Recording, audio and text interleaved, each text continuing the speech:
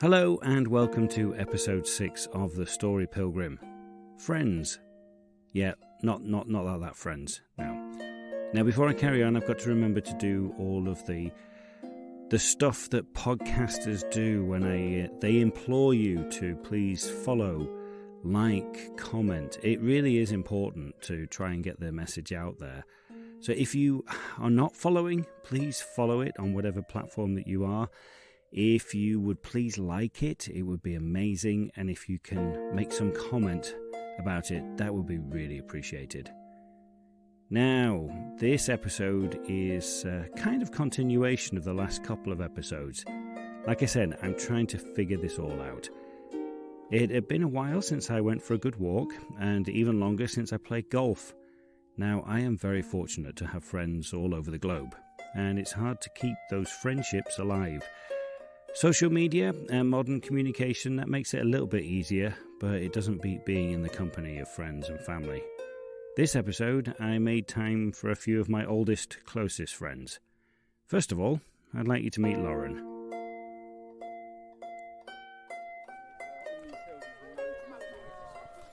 Just because of that. Sure. But yeah, I when Charlie was at the pageant, I had a Saturday free. Just one Saturday free, just to do whatever I wanted. Nice. And I was like, you know what? That's what I did. I went on a pilgrimage. I mean, that's basically what I did. I did something I couldn't do with the kids. Mm-hmm. Not even sure if Charlie would be able to do the whole thing. I mean, she's a very good walker, Charlie. Yeah. She walks for miles and miles and miles. They said that about you? But I walked from Dorking up Leaf Hill that you saw. Yeah. Over this one. I just beelined over all the hills, just went over Pitcher as well, and I walked to essentially Guildford and back. There's a lovely church on the hill on the Pilgrim Trail. Okay. Just as you're getting towards Guildford, it's called St Martin on the Hill, and you can't access it except for walking, right? You have to walk to it. Oh wow, okay. Because the car park's at the bottom of the hill. You know, right. Okay. So this sandy track all the way to the top of this hill. Okay. And you can take a horse up there, I suppose, but it's pretty steep. Yeah. So a lot of people don't go there unless you're on the pilgrim route, you know, they're doing it purposely. But the views from it come right up the valley here, all the valley with these hills in the background. Yeah. And it just looks beautiful. It's amazing. Wow. And that was my point, that I kind of turned around and then walked back across that range over there, the Ranmore range. Wow. And it ended up being whatever it was. So how many miles did you do? Do you know? 35 miles, I think. In a day? Yeah. Wow. Because some of it was jogging, right? Right. So but I got pretty tired, man. Could be a bike coming. Yeah. And we're going this way the whole time, you know. Keep going like this. There's two people down there. Yeah, we're going to head down that way in a bit. Yeah. Well, that's a lot. What time? So I started off really early. Really early. I got there. That's what I do. Yeah. And on my bike, a bike is great because you get to. I mean, I do 100k in a 4 or 5 hour kind of period. Yeah. Through these hills on paths like this. Man, it's such a good day. Yeah. You explore so much and see so much you wouldn't ordinarily see. You know? Yeah. Yeah, that's it. Like I haven't been on this bit before. Like I've just found another path. Yeah, that you can do. Yeah. Following on from my last episode, I just wanted to ask Lauren, what does pilgrimage mean to him? Now, I should say I met Lauren through his wife Charlie. Charlie was already a good friend. They're married and they have 2 gorgeous children. The children are absolutely going to be making an appearance.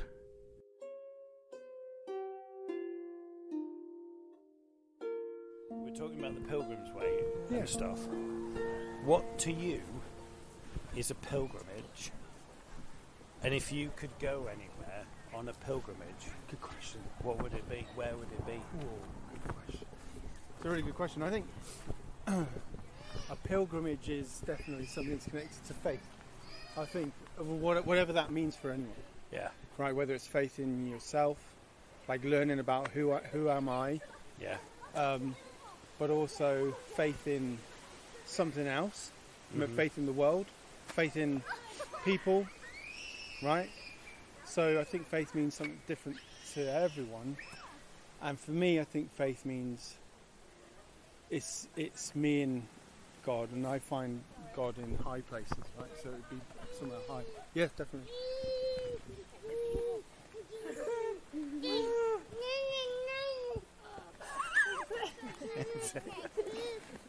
Oh. Perfect recording. Oh, This and is- the coat's This down. is the reality of This is it. having a toddler when you're on a hike. Yes. Well, you know, I'm not free anymore. art potentially, like prospectively now, is in a high place for him, and he, you know, I'm not sure if he's having the same experience as I have on the top of the mountain. It's just Something to do with about not being free, whereas I feel free. he's Oh, completely. he's knackered out of his brain. That's what that is. He can't even think straight right now. Oh, so I keep going? Yeah. So where would I go? Is Where the would you question go, yeah. based on what I just said to you about what my faith is Yeah. in nature, and its Yeah. ability to help you connect with that higher purpose, but Yeah. also for me that higher purpose is connected to the life of the Saviour Jesus Christ, right? Who I regard as a Saviour figure. So it would have to be, to the Holy Land from here. I think my birthplace to there, Yeah. right? Place of rebirth. I think is. So that's for me. Have you been there? Be a no, I haven't yet, and I've kind of saved it. He thinks it's hilarious. He thinks it's a really silly. Why did I save it? For Yeah. Why are you saving it? Just Come on, go, you should Lauren. Go now, Come on, Daddy. shouldn't he? Yeah. Sometimes that laugh he just did is in my head when I consider why I've waited to go. But yeah. No. Well, it's not the question of that, is it? It's the question of just life just gets in the way, doesn't it? Just other things Like this little one. what are you doing? But they don't get in the way. These are markers of, for me, like this is a marker of like There's no a decision. Yeah. No way. Like there's a moment where you're going, oh, I'm losing my life to, I'm now going to be a dad, and that's it. You've got to keep this kid alive until they're a teenager and they can fend for themselves.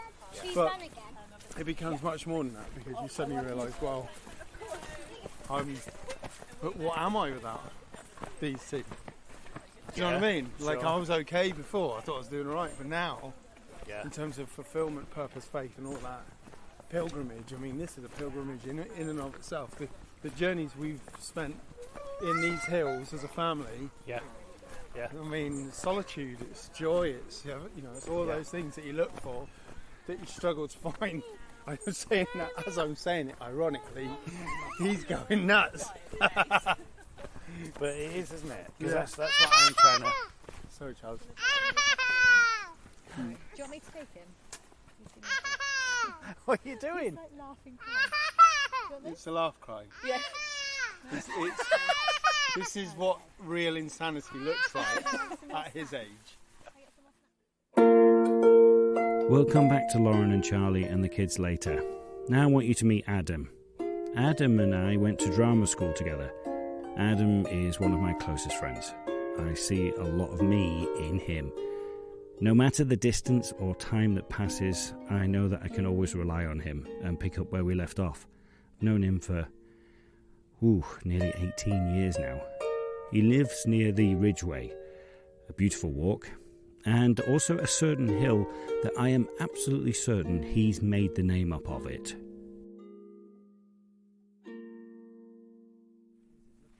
But all that woodland there.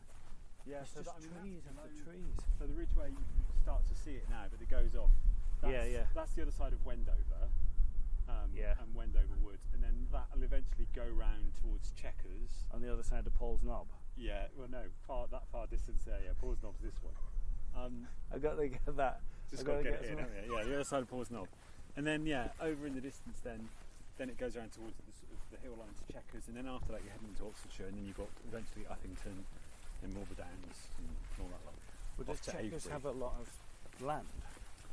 There's a fair bit of land around it. There's a couple of good hills right by Chequers. The name escapes me. And one of them goes right up to the edge of Chequers, this hill. But you can't get quite up onto the crest of it to see into Chequers because halfway up there's a gate and there's video cameras up there. It's really random. Really? You just walk up this field and then you know you're being watched. Yeah. So yeah, you can sort of get up. It's a nice field to walk up to look back over this vale from the other side. Right. It's near a place called Great Kimble, I think, or Little Kimble, which one is it? Okay. Well, there's there's so many interesting names, isn't there? Like, is it Gubbleston? Gubblecote. Gubblecote. Yeah. Coming through. The funny thing about Gubblecote is that right next to the Gubblecote farm, Gubblecote Sign, is a farm that farms turkeys. So you might have seen there's a giant painted turkey head. Yes. Yeah, that they've got on board that they've got stuck into a round bale. Yeah.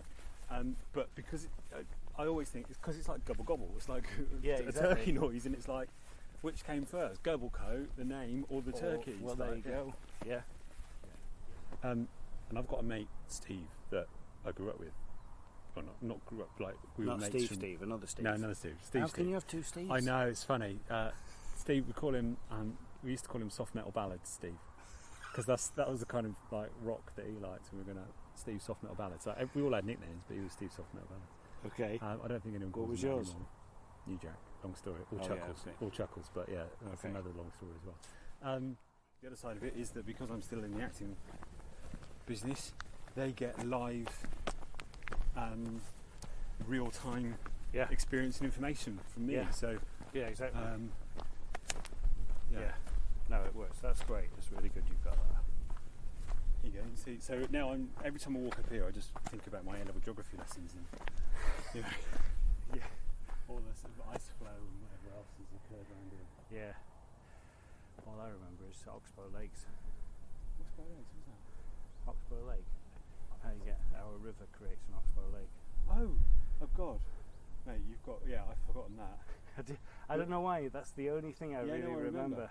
No, I remember. You know. I think of things like fluvial deposits. Not fluvial, fluvial deposits.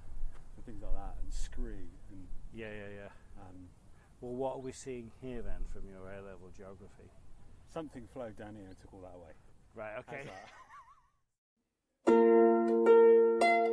Fluvial deposit. Ooh, we are getting technical, aren't we? Adam has many pursuits and passions. He, like myself, loves to keep himself busy. He used to love going skiing, so I had to ask him. Do you have a skiing story? I remember being in Cormire in Italy when I was in my late 20s, early 30s, and I went with a group of blokes, most of which they were all friends from the football team, and I was friends with some of them, more than others because I worked with them, but I went as part of the group, and they were like amazing guys, like really, they liked to crack. We were it was like 9 o'clock at night, and so we come off the slopes, and in a lot of places, and Cornwall included, like you come off the slopes, you go to a bar for an après drink at sort of, I don't know, after 4 or 5 o'clock, and with your beer they give you a free pizza. Okay. So we ended up like, you know, classic Brits, like, oh yeah, look, free food, brilliant. Yeah. And we just like end up staying there, forgetting that we're going back to the chalet for dinner later on, you know, just getting the pizza down us because we've got the munchies. Yeah. So we went back, then had dinner at the chalet, cooked by the chalet host, went out and went to the first bar, and from that bar we were supposed to be getting picked up to go to a nightclub that was sort of on the outskirts of town. We paid for this excursion. It was, you know, rip the tourists off type thing, basically. It was a crap nightclub. But so we're all there. We hadn't had much to drink, you know, we'd had a few drinks, but we'd eaten a lot, so we weren't in that sort of frame of mind. And there's one fella, and I'm never going to name him, but he's a really nice guy, quite a big lad. Yeah. Really cool. We're all stood there chatting, and he looked and he went, his face kind of went a bit ashen. And I thought, oh my God, is he all right? What's up? And I mean, this guy's like 6'3", 6'4", big lad. He hadn't drunk much. And I thought, what's up with him? And he went, oh, I think I've just shit myself. I was like, what?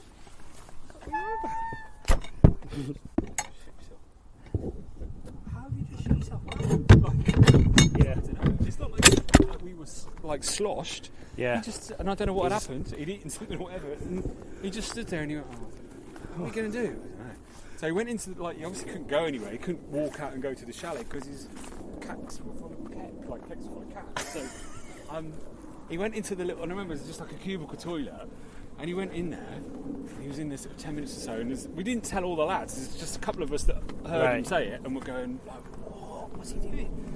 He came back out and he went, yeah, I've got to go back to the chalet, put some fresh clothes on. All right, yeah, you coming back? Yeah, I'll be fine. Yeah, all right, okay. So he did. He went back and he came, and we carried on the night. Turns out, whilst he was in the toilet, he didn't know what to do, so he took his pants off, lifted the cistern off, and stuck his pants in the cistern. Oh God! In panic, and left him there. Just left him in there. Yeah. So when they had a plumbing incident at some point, and when obviously they realised the ball cock wouldn't float or whatever it is, they're going to find his pair pants. of soiled pants. Oh my God! So it's not really a skiing story. It's more of a holiday story, but yeah. Wow. So That's hilarious. Yeah, that should never be talked about, really. Stories that should never be talked about. Of course, that's absolutely fit for this podcast. We are the Story Pilgrim, after all. Meanwhile, back with Lauren and Charlie, it was time for a change of who was carrying the baby.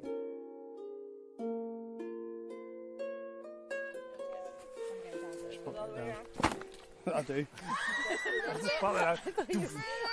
I will be perfectly obedient. It's a good way. My dad did it. He's heavy. He's got heavier. I'm squashing him. Yeah. So he I can spent sleep, maternity okay. leave hiking every week, but he was very small then. Are you still swimming? Yeah, once a week. Same spot. No, I go with a group. I still sometimes go to Hampton Court as well, but found I'm really enjoying the social side of it. Nice. So they're called the Teddington Blue Tits, and they're a real mixed group of people in like the best ways. Like, I don't know, people from all sorts of backgrounds of life, and the group's now got quite a few hundred people on. So it's like, right, anyone want to swim 7 a.m. tomorrow? Oh really? Yeah, I know. And then it's like you'll get 4 people join you or something. And Oh, that's cool. I went for a sunrise swim with the summer solstice. At like 4:30 a.m. we met, and there was about 30 of us. It was epic. It was amazing. Wow. That one stays still. So you're gonna make see this is already a loop. Do you go And this dipping one makes a new loop. in Brighton throughout the year? Not really. You should do it. Yeah. Honestly, I'm He's so like brave the cold. Honestly, you get a real big like adrenaline rush from doing it, and the endorphins are ridiculous. Yeah. Don't let that The end immune come. Unless you have a heart attack, of course. Then not so good. Yeah, fair enough, and you've got to feel safe. Yeah. You can just go to your waist and then dip. Yeah. Do a little head bump. Yeah, there you go. You've got to get it. Apparently, you've got to get the water. There's a bit on the back of your neck.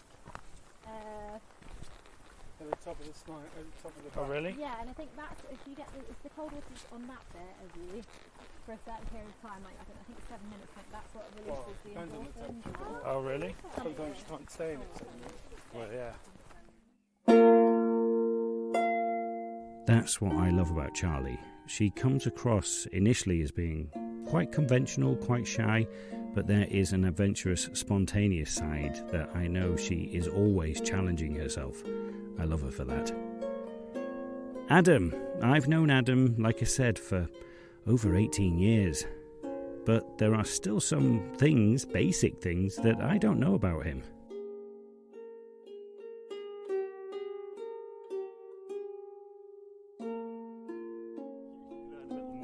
Yeah, exactly. Yeah, right. So where did the acting come in then? How did that come about? So I started acting at junior school. I think my first thing I did, I was 9 or 10, and we did like little nativities and school shows, all that kind of stuff, and Yeah. played Father Christmas and whatever it was at the end, in the school thing for a little primary school. Yeah. And then at 10, they did Christmas Carol, and I played Marley.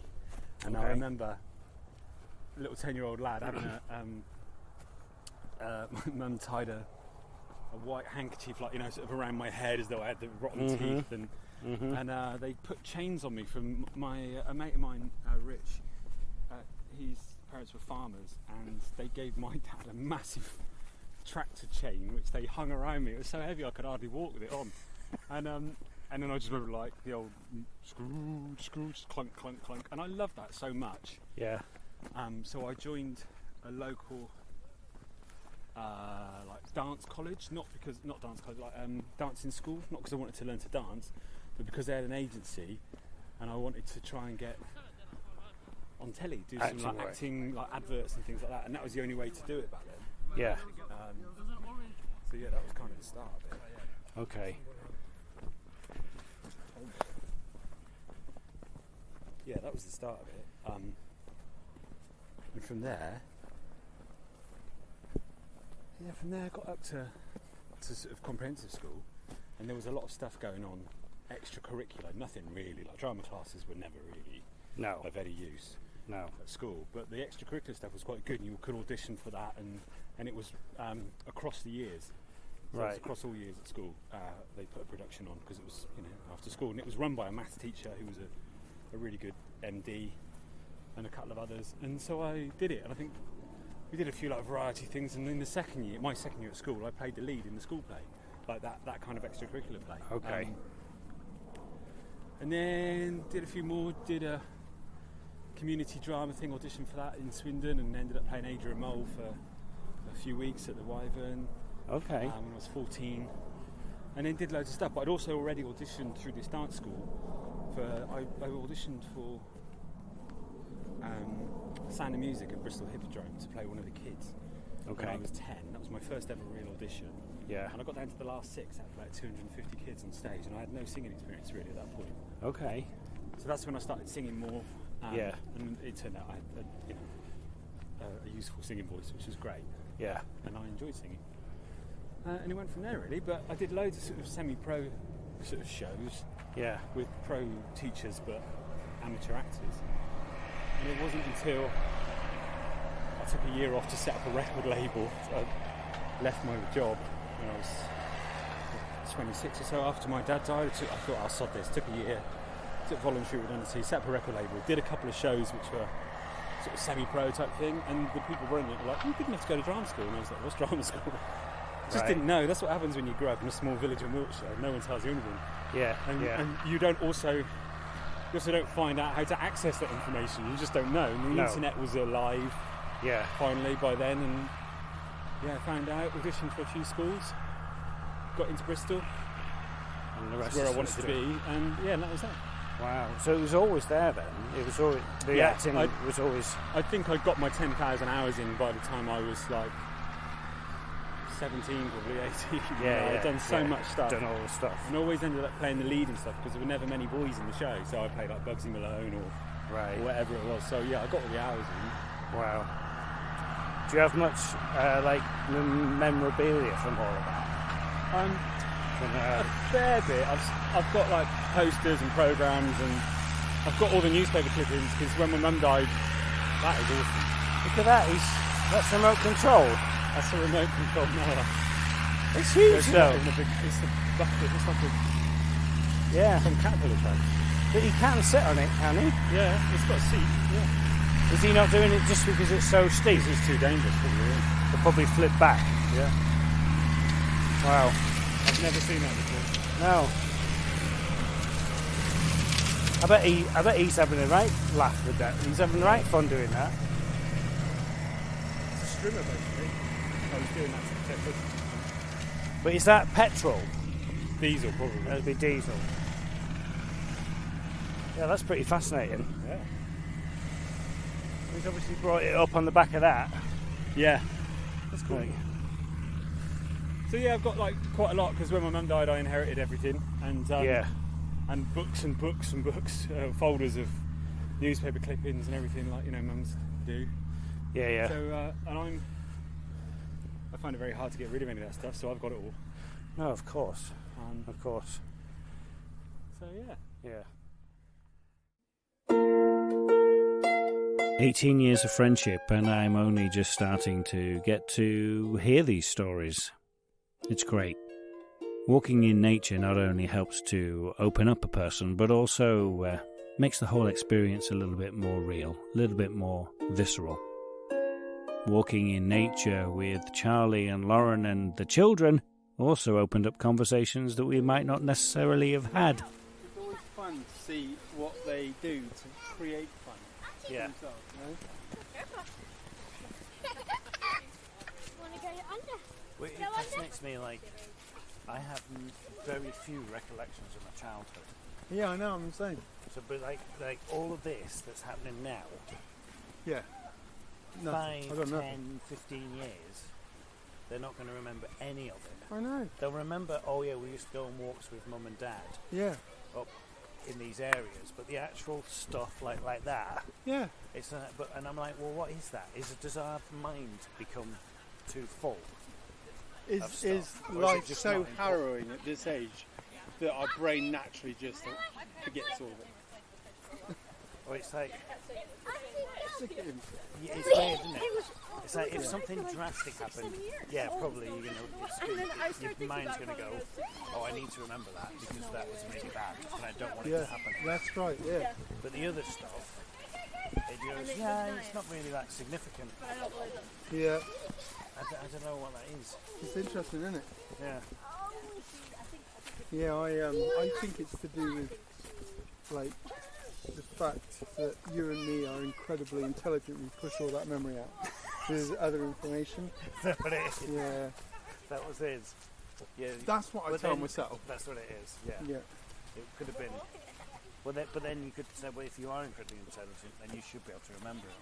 You'd be able to recall it, wouldn't you? Yeah. You'd Your be able brain. to just like go back into that filing cabinet. So the thing I said is it's actually the opposite. I'm so thick, I can't remember. Can't remember anything. Rubbish! I don't like your theory. No. No, I like my theory. Yeah, I think yours is Much better. Yeah. But that's the thing. I mean, you like I've always said, like, I feel we don't earn much as actors a lot of the time. No. But what we get is a life where we get to do other things. Yeah. Yeah. And you have to take advantage of those things that make up for it, for not earning much. But that's it.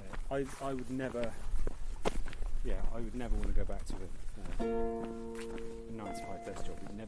It wasn't me. It didn't suit me, and it didn't suit the way I work. Well, that's the thing I'm having now. I had 2 wonderful days walking with friends that I need to spend more time with. Gaining the introspective of others, especially those who are close to you, is invaluable. You can't really put a price tag on that. Again, connection. Building those connections with those you love whilst walking in nature. That's what life's all about. Well, it is to me. And that's all that matters, isn't it? To me. The Story Pilgrim was written and produced by Darren Hill. Original music written and performed by the amazing Anya Backer. Please follow this podcast to get the new episodes as soon as they're published. Please like, rate, comment and share with those that you love. And maybe those that you are not so keen on as well. Maybe it will soften their heart. For more information, go to www.thestorypilgrim.com. Follow us on Instagram, Facebook and X. Until the next time, buen camino and keep listening.